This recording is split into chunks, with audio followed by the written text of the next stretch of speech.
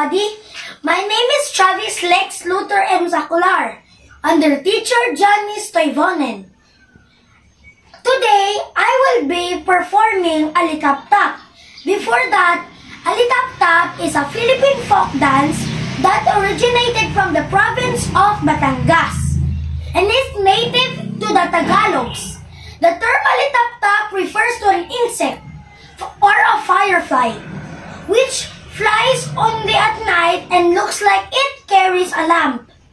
Costume for boys are barong Tagalog and trousers, while costume for girls are dressed up in balintawak style costume. Tara, sabayan niyo ko!